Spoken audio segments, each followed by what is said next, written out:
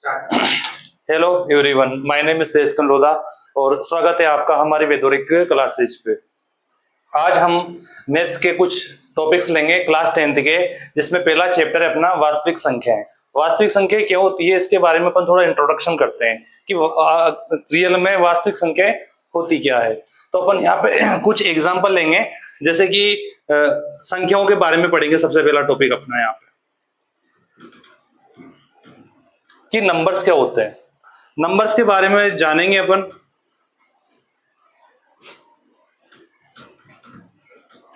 तो अपन देखते हैं कि नंबर्स के टाइप्स क्या होते हैं। सबसे पहले जो नंबर आते हैं वो आते हैं नेचुरल नंबर, प्राकृत संख्या,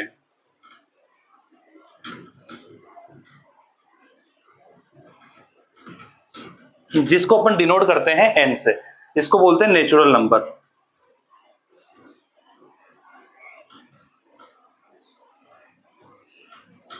दूसरे नंबर पे आते हैं पूर्ण संख्या।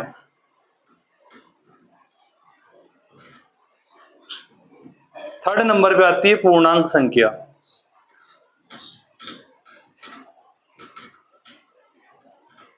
और फोर्थ नंबर पे आती है अपने परिमेय संख्या।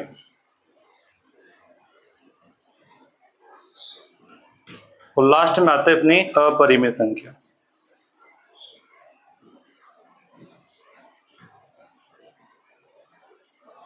और ये जो संख्याओं के टाइप है ये अपने क्लास 9 में पूरी तरह से डिटेल में पढ़ चुके हैं। और जो प्राकृत संख्या होती है इसके एग्जांपल के तौर पे अपन देखें तो 1 to इनफाइनाइट तक होता है। पूर्ण संख्या में क्या होता है 0 to इनफाइनाइट तक होगा। पूर्णांक में क्या हो गया 0 पॉजिटिव नंबर और नेगेटिव नंबर इसमें इंक्लूड होंगे। और इधर परिमेय संख्या में क्या होता है जिसको अपन p बाई क्यू की फॉर्म में लिख सकते हैं। और अपरिमेय संख्या क्या होती है जिसको अपन p बाई क्यू की फॉर्म में नहीं लिख सकते हैं। ये जो जितने भी नंबर अपन यहाँ पे देख रहे हैं यही अपने क्या है वास्तविक संख्या है। पूरी की पूरी ये प्राकृत संख्या है, इसमें 1 to इनफाइनाइट रहेगा। पूर्ण संख्या है इसमें 0 to इनफाइनाइट रहेगा। और पूर्णांक संख्या है ये इसमें 0 पॉजिटिव नंबर और नेगेटिव नंबर इंक्लूड होंगे। और परिमेय संख्या है इसको अपन p बाई क्यू की फॉर्म में डिनोट कर सकते हैं। अपरिमेय संख्या है इसको अपन p बाई क्यू की फॉर्म में डिनोट नहीं कर सकते। एग्जाम्पल की बात करें परिमेय संख्या में तो परिमेय संख्या में आता है जैसे 2 हो गया, 2/3 हो गया, 7 हो गया, -5 हो गया। इसमें पॉइंट वाले नंबर भी होते हैं। जो डेसिमल नंबर होते हैं वो भी किस में आएंगे परिमेय संख्या में। लेकिन जो डेसिमल नंबर होते हैं उसमें आएगा एक तो शांत वाला, एक रिपीटिंग जो नंबर होते हैं वो आएंगे यहाँ पे। जो रिपीटिंग नंबर होगा वो इसमें शामिल होगा परिमेय संख्याओं में। और अपरिमेय संख्या में वो नंबर आएंगे जैसे कि √2, √3, √5, √6, √7 या फिर 2 + √3। रूट वाले जितने भी नंबर हैं, रूट वाले भी वो नंबर जो रूट से पूरी तरह से बाहर नहीं निकल सकते। अगर पूरी तरह से बाहर निकल सकते हैं तो वो कौन से नंबर हो जाएंगे परिमेय संख्या। और जो बाहर नहीं निकल सकते वो कौन सी संख्या रह जाएगी अपरिमेय संख्या। और ये जो पूरे नंबर है यही अपने क्या है वास्तविक संख्या है।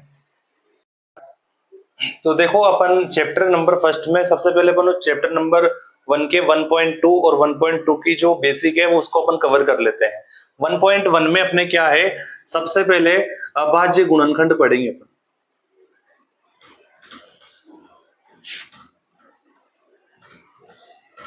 जिसको अपन प्राइम फैक्टर बोलते हैं। अभाज्य गुणनखंड क्या होते हैं देख पहले इसकी बात करते हैं। सबसे पहले गुणनखंड का मतलब पता होना चाहिए कि गुणनखंड होते क्या है। कोई सा भी नंबर है उसको अपन तोड़ते हैं तो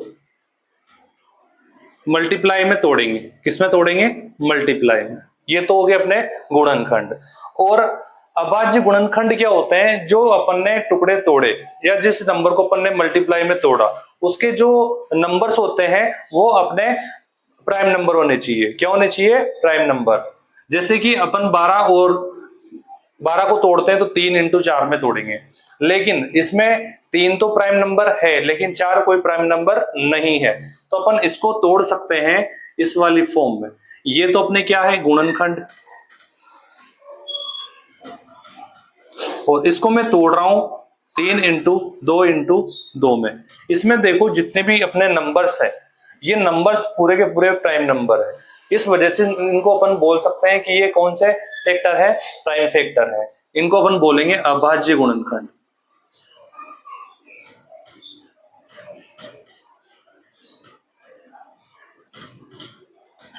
अपन को अभाज्य गुणनखंड आने चाहिए।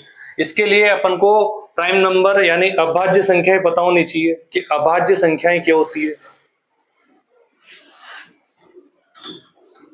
अभाज्य संख्याएं वो होती है जो किसी दूसरे नंबर से डिवाइड न हो, मतलब ऐसा नंबर जो किसी दूसरे नंबर से डिवाइड नहीं हो, वो खुद से डिवाइड हो सकता है। जैसे अपन एग्जांपल के तौर पे पढ़ते हैं 2, 3, 5, 7, 11, 13, 17, 19, 23 और भी आगे कुछ एग्जांपल है। ठीक है, इसमें नॉर्मली जो काम आती है 2, 3, 5, 7, 11, 13, 17 या फिर 19 तक, इससे ज्यादा अपने क्लास 10th में काम में नहीं आता है। तो अपन किसी भी नंबर के अभाज्य गुणनखंड करना सीख रहे हैं। यहाँ पे कोई सा भी नंबर लिख दिया मैंने, 48 लिख दिया मान लीजिए। अब मुझे 48 के अभाज्य गुणनखंड करने,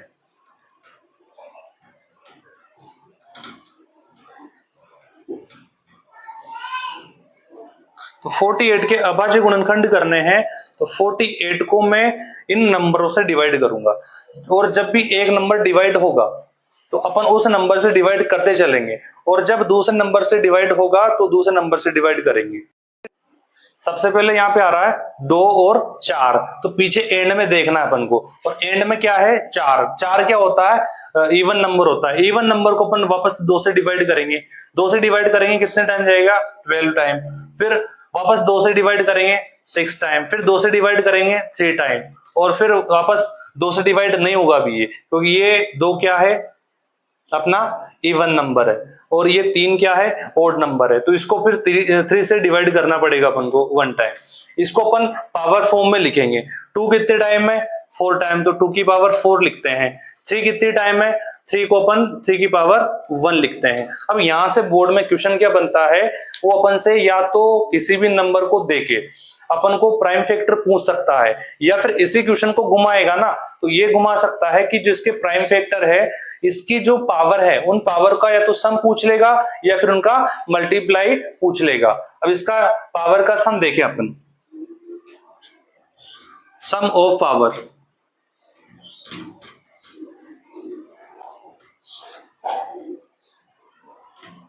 तो ये होगा, यहाँ देखो इसकी पावर कितनी है 4, यहाँ पे कितनी है 1, तो इसका आंसर हो जाएगा 4 + 1 = 5।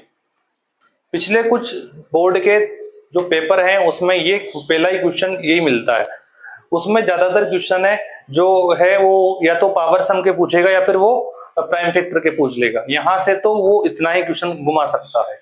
आगे अपन इसके बाद में अपन पढ़ेंगे एलसीएम और एचसीएफ। तो अपन आगे पढ़ेंगे एलसीएम और एचसीएफ। एलसीएम क्या होता है, जिसको अपन हिंदी में लस बोलते हैं, लघुत्तम समापवर्तक। एक होता है अपना एचसीएफ, एचसीएफ को बोलते हैं अपन महत्तम समापवर्तक, मस। इसको अगर फुल फॉर्म में लिखना चाहो तो लस और मस। लेकिन इसको निकालते कैसे हैं, सबसे पहले तो ये बात रहेगी कि एलसीएम और एचसीएफ कभी भी एक नंबर का नहीं निकलेगा। एलसीएम और एचसीएफ हमेशा 2 नंबर का या फिर 3 नंबर का या फिर 4 नंबर का अपन निकाल सकते हैं। कभी भी एक नंबर का न तो एलसीएम निकलता है और न ही एचसीएफ निकलता है। तो एलसीएम कैसे निकालेंगे, इसमें अपन कौन कौन से फैक्टर ले सकते हैं। सबसे पहला काम रहेगा अपना जो भी नंबर है उसके प्राइम फैक्टर करने का, और प्राइम फैक्टर करने के बाद में अपन उसका एलसीएम निकालेंगे, उसका एचसीएफ निकालेंगे। लेकिन उसमें फैक्टर कौन से लेने हैं ये अपन को यहाँ पे सीखना है। तो एलसीएम के लिए अपने जो कॉमन फैक्टर रहेंगे, कॉमन फैक्टर की ऑलवेज अधिकतम पावर लेनी है, अधिकतम घात लेनी है, एंड जो शेष रह गए शेष गुणनखंड, वो किस में शामिल करना है, एलसीएम में। और एचसीएफ में तो केवल एक ही बात याद रखनी है अपन को कि जो कॉमन फैक्टर रहेगा, कॉमन फैक्टर की न्यूनतम घात लेनी है। न्यूनतम मतलब होता है कम वाली घात।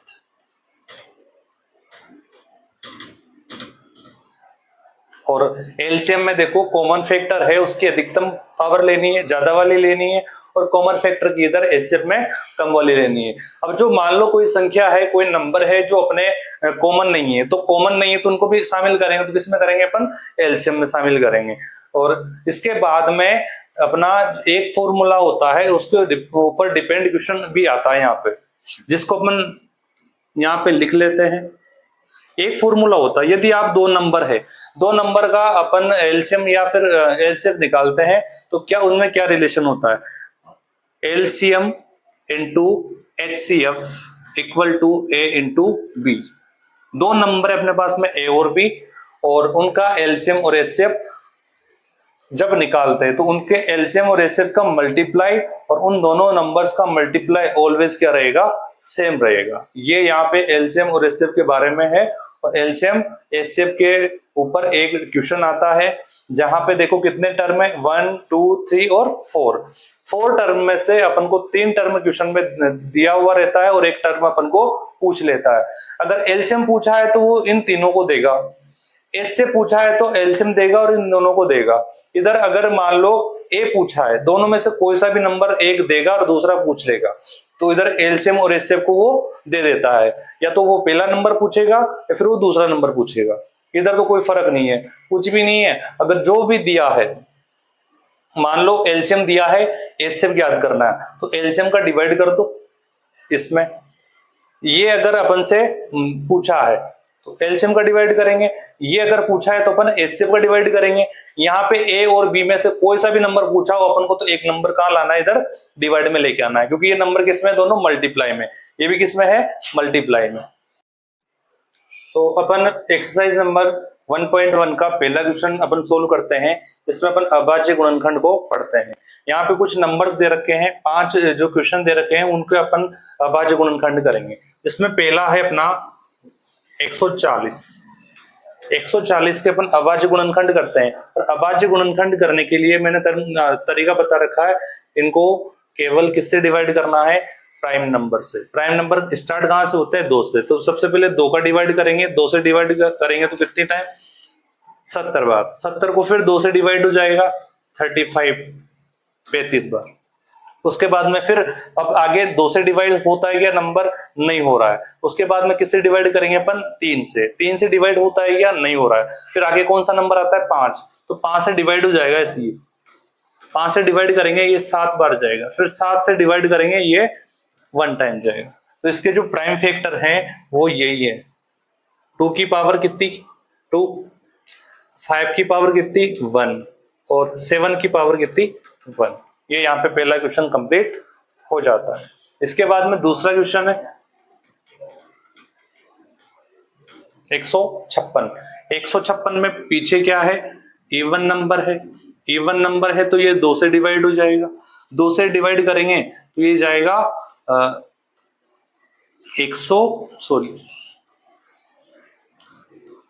78 बार। फिर पीछे 8 आ गया तो 2 से डिवाइड कर देंगे, ये जाएगा अपने 3 और 9 39 बार। फिर ये 2 से डिवाइड नहीं होगा। इसके बाद में किसकी बारी आती है, 3 की बारी, तो 3 से डिवाइड हो जाता है 13 बार। फिर 13 को 13 से करेंगे, क्योंकि 13 क्या है, अपने अभाज्य संख्या है। और अभाज्य संख्या है तो ये वाले जो यहाँ पे 1 आ जाता है, तो ये क्वेश्चन यहाँ पे समाप्त हो जाएगा। और इसके जो अभाज्य गुणनखंड है वो हो गए 2 की पावर 2, 3 की पावर 1 इंटू 13। इसके बाद में थर्ड जो क्वेश्चन है इसको अपन करते हैं 3825।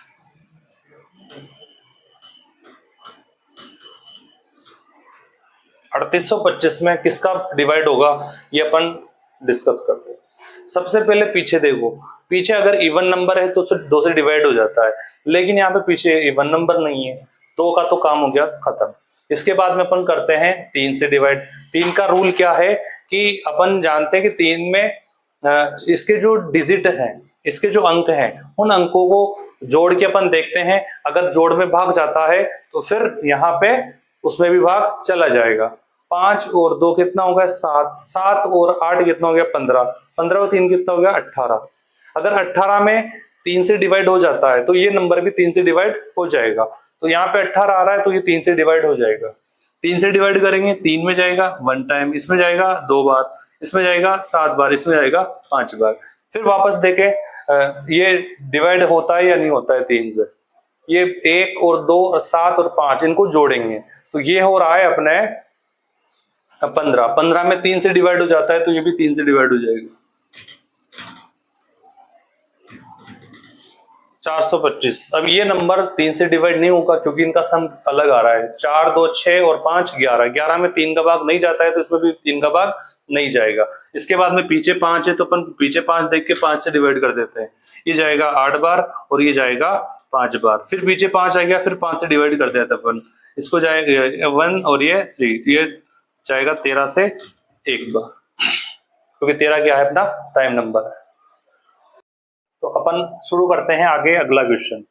अपन ने 3 क्वेश्चन कर लिए थे और ये 4th नंबर का जो क्वेश्चन है इसमें है नंबर 5005। पीछे 5, पहले 3 का चेक कर लेते हैं अपन। 3 का तो आएगा नहीं, 5 और 5 10 होते हैं तो पीछे 5 है तो अपन 5 से डिवाइड करते हैं सीधा 1 टाइम, या 0 0 यहाँ पे 1 टाइम। इसके बाद में अपन डिवाइड करते हैं आगे। देखो 5 के आगे तो यहाँ पे पीछे 5 नहीं तो 5 से डिवाइड तो होगा नहीं। 7 का चेक कर लेते हैं अपन, 7 से डिवाइड हो सकता है क्या? तो 7 से डिवाइड करेंगे तो 7 का भाग इसमें देंगे, 3 बचेगा, 30 बनेगा, फिर 2 फिर 7 21 आएगा तो 21 में अपन 7 से डिवाइड कर सकते हैं। तो 7 का भाग दिया यहाँ पे मैंने 1 टाइम, फिर 3 बचेगा, 4 बार जाएगा, फिर 2 बचेगा, 21 बन जाएगा, 21 में 3 बार जाएगा 1 4, फिर यहाँ पे इसका डिवाइड। इसके बाद में अपन चेक करते हैं 7 का आगे जा सकता है क्या? 7 दूनी 14, 3 बचेगा, 3 में जाएगा नहीं। 7 के बाद में कौन सा नंबर आता है 11। 11 से डिवाइड करते हैं, 11 से जाएगा 1 बार, फिर जाएगा 3 बार, तो टोटल गया 13 बार। और 13 क्या है अपना प्राइम नंबर, तो 13 से अपन डिवाइड करते हैं तो आंसर कितना है इसका 1। और इसके जो प्राइम फैक्टर है वो यहाँ पे बन जाएंगे 5 × 7 × 11 × 13। चलो अपन दूसरे क्वेश्चन की ओर चलते हैं जिसमें संख्या है 7429 और इसको अपन करते हैं 7429। इसमें देखो 2 से डिवाइड होगा नहीं, 3 से डिवाइड होगा नहीं क्योंकि सम कुछ हो रहा था, 5 से डिवाइड होगा नहीं क्योंकि पीछे 5 नहीं आ रहा, 7 से डिवाइड नहीं हो रहा, 7 का रूल फॉलो नहीं कर रहा, 11 से डिवाइड नहीं हो रहा, 11 का रूल फॉलो नहीं कर रहा, 13 से भी डिवाइड करके देखा अपन ने तो 13 से भी डिवाइड नहीं हो रहा। इसके बाद में अपन 17 का चेक करते हैं, 17 से डिवाइड करते हैं अपन। 17 से डिवाइड करेंगे इसको तो ये जाएगा अपना 17 चौक 68, कितना बचेगा फिर 6 बचेगा, 17 तिया 51, फिर कितना बचेगा 10 बचेगा। इसके बाद में अपना जाएगा 17 7 100। 17 के बाद में किसकी बारी आएगी 19। 19 से डिवाइड करते हैं, 19 का भाग चला जाएगा यहाँ पे, 19 दूना 38 2 बार, फिर जाएगा 19 तिया 57 23 बार। 23 खुद क्या है प्राइम नंबर है तो ये 23 में 23 का भाग कितनी बार जाएगा 1 बार। तो यहाँ पे अपने प्राइम फैक्टर हो गए 17 × 19 × 23, ये अपने यहाँ पे प्राइम फैक्टर। ये अपना पहला क्वेश्चन होता है कंप्लीट। चलो अपन अगला क्वेश्चन करते हैं जिसमें अपन को दिया गया है कि निम्नलिखित पूर्णांकों के एलसीएम और एचसीएफ ज्ञात करो तथा ज्ञात। अब जांच करनी है, इसमें जांच करनी है, दो संख्याओं का गुणनफल बराबर एचसीएफ और इनटू एलसीएम है। अपन ने एक फॉर्मूला लिखा था इसके पहले कि LCM into HCF equal to A into B, ये वही फॉर्मूला है, इस इसकी जांच करनी है अपन को। तो जांच करने पर क्या होगा, दोनों साइड अगर इक्वल आती है तो अपना क्वेश्चन सही है, और दोनों साइड बराबर नहीं आती है तो फिर अपने ने क्वेश्चन में कई गलती कर दी है। तो पहला क्वेश्चन करते हैं अपन 26 के अपन करेंगे फैक्टर, प्राइम फैक्टर 2 से डिवाइड करेंगे 13 बार, 13 से करेंगे 1 बार, तो इसके प्राइम फैक्टर क्या बन जाएंगे 2 × 13। इसके अपन करते हैं तो तो इससे 7 से डिवाइड करते हैं अपन इसको, क्योंकि ये 2 से नहीं होगा, 3 से नहीं होगा, 5 से नहीं होगा, तो 7 से करते हैं। 7 से करेंगे एक बार, फिर 13 बार, फिर 13 को 13 से करेंगे एक बार, तो इसके प्राइम फैक्टर हो जाएंगे अपने पास 7 इंटू 13। तो इसका अपन को एलसीएम भी निकालना है और इसका अपन को एचसीएफ भी निकालना है। तो एलसीएम निकालने के लिए तुमको मैंने पहले बताया था कि एलसीएम में कॉमन देखो, सबसे पहले तो कॉमन होता है, देखो ये कॉमन होता है जो यहाँ भी हो और यहाँ भी हो। कॉमन जो फैक्टर होगा उस पर उसके ऊपर अपन गोला कर लेते हैं ताकि अपन को पता चल जाए कि ये वाला फैक्टर अपन ने काम में ले लिया है। तो इसमें 13 देखो यहाँ भी है यहाँ भी है, मतलब एक कॉमन हो गया, और कॉमन की ज्यादा वाली पावर इधर लेनी है और कम वाली पावर इधर लेनी है एचसीएफ में। तो इसमें तो दोनों पावर सेम है, यहाँ भी 13 की पावर 1 है, यहाँ भी 13 की पावर 1 है, तो दोनों सेम है, तो कोई सी भी ले लो, यहाँ पे कोई फर्क नहीं पड़ेगा। इसके अलावा कोई और कॉमन यहाँ पे नहीं है। तो फिर जो रह जाते हैं जो कॉमन नहीं है वो किस में लिए जाते हैं, एलसीएम में। जैसे यहाँ पे 2 कॉमन नहीं है, ले लिया इसमें, 7 भी कॉमन नहीं है तो 7 भी इसमें ले लिया अपन ने, और इनको जब मल्टीप्लाई करते हैं तो अपना आंसर एलसीएम आएगा, इधर अपना एचसीएफ आ चुका है। 13 को अपन 2 से करते हैं तो 26 आएगा, फिर 26 को अपन 7 से मल्टीप्लाई करेंगे, 7 छंग 42, 7 दूनी 14 और 4 18, तो अपना एलसीएम आया 182 और एचसीएफ आया 13। तो इसका एलसीएम और एचसीएफ तो अपन ने निकाल लिया है। साथ में अपन को जांच भी करनी है। जांच क्या करनी है, ये जो नंबर है ये तो ए है, ये बी है, फॉर्मूला ये यहाँ पे रहा, दोनों संख्याओं का गुणनफल, मतलब 26 इंटू यहाँ पे लिख देते हैं अपन जांच, अपन बस जांच कर रहे हैं, 26 इंटू 91 बराबर क्या होगा, एचसीएफ इंटू एलसीएम। तो एचसीएफ कितना आया था अपना 13, एलसीएम कितना आया था 182। इनको अपन मल्टीप्लाई करके देखते हैं, दोनों साइड बराबर आ जाएगी, 13 दूना 26, 2 हासिल, इधर मल्टीप्लाई कर देता हूं मैं,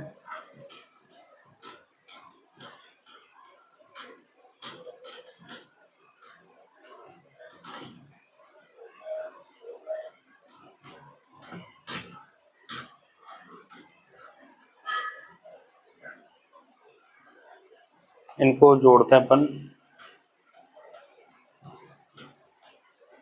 2366,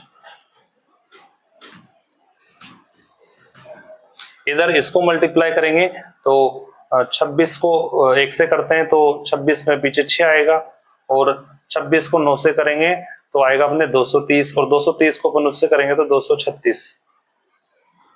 तो इसका मतलब दोनों साइड क्या आ गई, अपने बराबर आ गई। इसका मतलब ये वाला क्वेश्चन क्या अपना सही है। और ये जो अगला क्वेश्चन है उसको भी अपन सेम इसी तरीके से करेंगे, 510 और 92, इसके भी अपन प्राइम फैक्टर करते हैं, और प्राइम फैक्टर करने के बाद में सेम ऐसे अपन को जांच करनी है।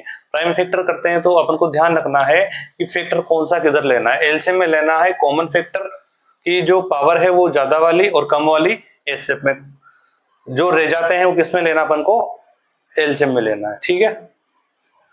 तो चलिए अपन देखो, ये जो मैंने क्वेश्चन अभी बताया तुमको, ये वाला क्वेश्चन एलसीएम और एचसीएफ का था। इसमें अपन ने जांच करी है, जांच में दोनों साइड में इक्वल आना चाहिए, इक्वल आता है तो अपना क्वेश्चन सही है, इक्वल नहीं आता है तो अपना क्वेश्चन कहीं ना कहीं गलती कर दी है।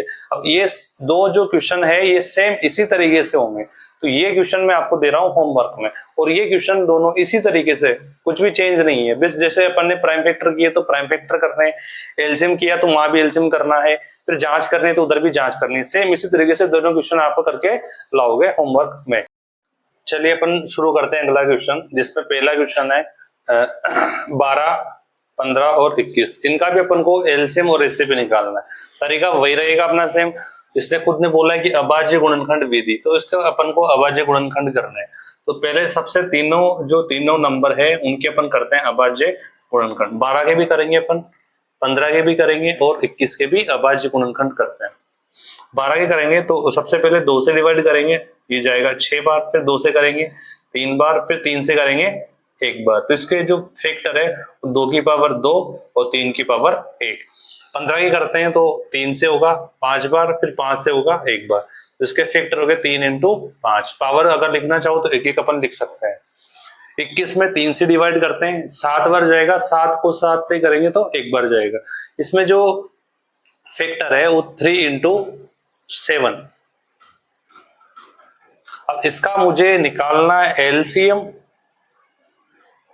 और एक निकालना है मुझे इसका एचसीएफ। और तरीका वही है कि जो कॉमन है पहले उसको देखो। कॉमन देखो, यहाँ पे 3 यहाँ भी है, 3 यहाँ भी है, 3 यहाँ भी है। फिर देखो ज्यादा वाली पावर लेनी है इधर, कम वाली लेनी है इधर, क्योंकि इधर तो पावर ही सेम है, कम ज्यादा लोग एक ही आएगी। फिर उसके बाद में कॉमन और है क्या? नहीं है। तो फिर जो रह जाते हैं वो किस में लिए जाएंगे? एलसीएम में। जैसे 2 की पावर 2 है, ये इसमें लिया जाएगा, 5 है इधर लिया जाएगा, ये 7 बचा ये भी इधर लिया जाएगा। इनको अपन मल्टीप्लाई करके लिखते हैं। मल्टीप्लाई करके लिखेंगे तो 7 पंजे कितना होता है? 35। 4 तीय कितना होता है? 12। 12 पंजे 60, 12 तिया 36, 36 और 6 कितना होता है? 42। मतलब 420 इसका आंसर है एलसीएम।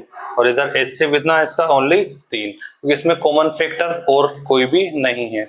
और अपन ने कम पावर ली तो कम भी 1 है और ज्यादा भी 3 की पावर 1 ही है। और इसके बाद में जो ये क्वेश्चन रह जाते हैं, ये आप खुद अपने घर पे प्रैक्टिस के लिए इसको मैं छोड़ रहा हूं, तो आप इन क्वेश्चन को सेल्फ कीजिए और उनको चेक कीजिए। तो अपन अगला क्वेश्चन करते हैं, क्वेश्चन नंबर 4। इसमें क्या है? अपन को एचसीएफ दिया है इन दोनों नंबर्स का, कितना दिया है? 9। और अपन को इन दोनों नंबर का एलसीएम निकालना है। ये जो नंबर दिए हैं ये वो 2 नंबर है जिसका एलसीएम दिया है 9, और अपन को इन्हीं नंबर का एलसीएम निकालना है। तो मैंने तुमको एक ऐसा फॉर्मूला बताया था जिसमें एलसीएम एचसीएफ और 2 नंबर का मल्टीप्लाई होता है और दोनों क्या होते हैं? इक्वल होते हैं। ये वाला फॉर्मूला था कि एलसीएम इंटू एचसीएफ बराबर होगा ए इंटू बी। इस वाले फॉर्मूले के ऊपर क्वेश्चन है। इसमें देखो एचसीएफ कितना है? 9 है। ए कितना है? 306 है। बी कितना है? 657 है। और अपन को एलसीएम निकालना है। देखो मैंने वहां भी बोला था कि इन चारों में से 3 वो देगा और एक अपन से पूछ लेगा। तो इसने एचसीएफ दिया है, मतलब ये दिया है तो इसने ये पूछा है। इसमें मान रखना है, एलसीएम अपन को निकालना है। एचसीएफ अपन को 9 दिया है। ए इंटू बी मतलब 306 इंटू 657। ये मल्टीप्लाई में 9, तो ये कहाँ जाएगा? डिवाइड में। तो अपन एलसीएम निकालते हैं तो ये 9 आ जाएगा डिवाइड में। और जैसे ही 9 डिवाइड में जाता है तो किसी एक नंबर को ये काट देगा और काटने के बाद में अपना आंसर आ जाएगा। जैसे 9 से काटा ये 1 बार, 9 से काटा 3 बार, फिर यहां बचेगा 3, 36, फिर 36 में जाएगा 9 का 4 बार, 34 बार गए। जैसे अपन 34 को और 557 को मल्टीप्लाई करेंगे तो अपना एलसीएम आ जाएगा। इसको मल्टीप्लाई करके देखते हैं अपन। 657, किसी को 34 का पहाड़ा नहीं भी आता है तो आराम से एक एक डिजिट है उसको लेके अपन मल्टीप्लाई करते हैं। 4 सत्ते 28, 2 4 पंजे 20 और 2 22, 2 हासिल, 6 चौक 24 और 2 26। एक नंबर से डिवाइड होता है, क्रॉस लगा देते हैं। 3 सत्ते 21, 3 पंजे 15, 2 17, 1 हासिल, 3 छंग 18, 1 19। इनको जोड़ते हैं, 10 2 12, 1 हासिल 2, 22 33 8। ये यहाँ पे अपना एलसीएम आ जाता है। तो चलिए अपन अगला क्वेश्चन करते हैं। इसमें क्वेश्चन नंबर 7 है। इसके पहले जो क्वेश्चन नंबर 6 है या फिर क्वेश्चन नंबर 5 है, वो इसके जो क्वेश्चन है वो दोनों इतने इंपॉर्टेंट नहीं है एग्जाम की दृष्टि से, और एग्जाम में ऐसे क्वेश्चन पूछे भी नहीं जाते। और 7वां जो क्वेश्चन है वो क्वेश्चन थोड़ा सा पेचीदा है। पेचीदे का मतलब इसमें जो लैंग्वेज है थोड़ी सी लंबी है, लेंथी है, बाकी क्वेश्चन सिंपल रहेगा अपना। मैं क्वेश्चन पढ़ रहा हूं यहाँ पे। किसी खेल के मैदान के चारों ओर एक वृत्ताकार पथ है। कोई मैदान है, वो उसके चारों ओर है ना वृत्ताकार क्या है, एक रास्ता है, पथ है। इस मैदान का एक चक्कर लगाने में सोनिया को लगते हैं 18 मिनट। मतलब कोई लड़की है सोनिया, उसको कितना समय लग रहा है एक चक्कर पूरा करने में, 18 मिनट। जबकि इसी मैदान का एक चक्कर लगाने में रवि को 12 मिनट लगते हैं। अब देखो लड़की है, धीरे धीरे चलेगी, धीरे धीरे भागेगी, तो उसको तो एक चक्कर लगाने में कितना मिनट लग रहा है, 18 मिनट। और जबकि यहाँ पे एक लड़का है रवि, उसको लग रहे हैं यहाँ पे 12 मिनट। मान लीजिए कि वो एक ही स्थान पर और एक ही समय पर चलना आरंभ करते हैं। दोनों के दोनों एक ही जगह पे खड़े हैं। मान लीजिए देखो ये गोलाकार पथ है और इसी जगह पे दोनों खड़े हैं और दोनों एक ही दिशा में चलना आरंभ करते हैं। एक ही जगह पे खड़े हैं और एक ही टाइम पे दोनों दौड़ना स्टार्ट करते हैं, शुरू करते हैं। और तो कितने समय बाद वे पुनः प्रारंभिक स्थान पर मिलेंगे। अब देखो सोनिया है, वो लगा रही है 18 मिनट, रवि है लगा रहा है 12 मिनट। तो दोनों में जो कॉमन चीज है वो क्या है कि दोनों यहां से चलेंगे। रवि तो 12 मिनट में एक चक्कर पूरा कर लेगा, लेकिन जो सोनिया है वो तो पीछे रह जाएगी। फिर वापस रवि पूरा एक चक्कर कर लेगा, फिर सोनिया पीछे रह जाएगी। फिर रवि वापस पूरा एक चक्कर कर लेगा और सोनिया वापस उसी जगह पे आ जाएगी। तो इसको 12 और जो 18 है, इन दोनों का अपन निकालेंगे एचसीएफ, क्योंकि कॉमन फैक्टर की जो हाईएस्ट पावर है वो किस में ली जाती है, एलसीएम में ली जाती है। तो अपन देखो सोनिया को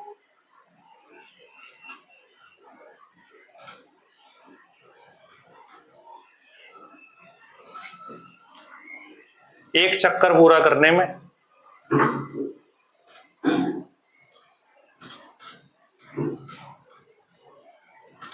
लगा समय, सोनिया को कितना लग रहा है 18 मिनट। रवि को एक चक्कर पूरा करने में लगा समय कितना है, 12 मिनट।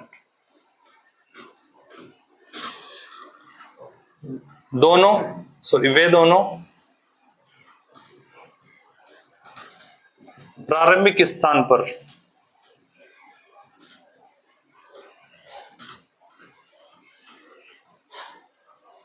वापस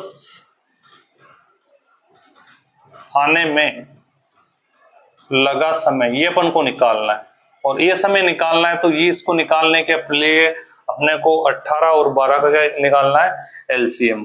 तो अपन लिख देंगे यहाँ पे एलसीएम ऑफ 12 और 18। इसको तुम निकाल सकते हो आराम से। तुम्हारे सामने दो विधियां बताई थी मैंने, एक तो थी डिवाइडेशन वाली और एक है प्राइम फैक्टर वाली। तो 12 और 18 दोनों का अपन क्या कर लेंगे, प्राइम फैक्टर करते हैं इसके। 2 से डिवाइड करेंगे 6 बार, फिर 2 से करेंगे 3 बार, 3 से करेंगे 1 बार, इधर 2 से करेंगे 9 बार, फिर 3 से करेंगे 3 बार, फिर 3 से करेंगे 1 बार। 2 × 3 की पावर 2। एलसीएम निकालना है तो एलसीएम में अपन को पता है कि जो कॉमन होता है ना उसकी ज्यादा वाली पावर ली जाती है। 2 की पावर 2 है, उधर 2 की पावर क्या है, 1 है, तो अपन को ज्यादा वाली लेनी है, मतलब ये 2 की पावर 2। और भी ये कॉमन, हाँ ये 3 भी कॉमन है। अपन को कौन सी पावर चाहिए, ज्यादा वाली। 1 पावर इधर है, 2 पावर उधर है, तो अपन कौन सी वाली ले लेंगे, ज्यादा वाली पावर। और इनको सोल्व कर लेते हैं। 2 का स्क्वायर कितना होता है, 4। 3 का स्क्वायर कितना होता है, 9। और 9 को 4 से मल्टीप्लाई करेंगे अपन 36 मिनट। इसका मतलब है कि दोनों 36 मिनट बाद वापस इसी जगह पे आके मिल जाएंगे। ठीक है। और ये अपना क्वेश्चन देखो इस प्रकार से करना है। पहले दोनों को लैंग्वेज में लिखना है, दोनों लाइनों को लैंग्वेज में लिखने के बाद जो पूछा गया उसको लिखने के बाद में अपन को देखो उसमें निकालना है, एलसीएम निकालना है या फिर एचसीएफ निकालना है। कॉमन फैक्टर हाईएस्ट देखा जाएगा, तो हाईएस्ट देखने के लिए अपन उसमें क्या निकालेंगे, एलसीएम निकालेंगे। ठीक है। तो ये क्वेश्चन यहाँ पे होता है समाप्त। Thank you.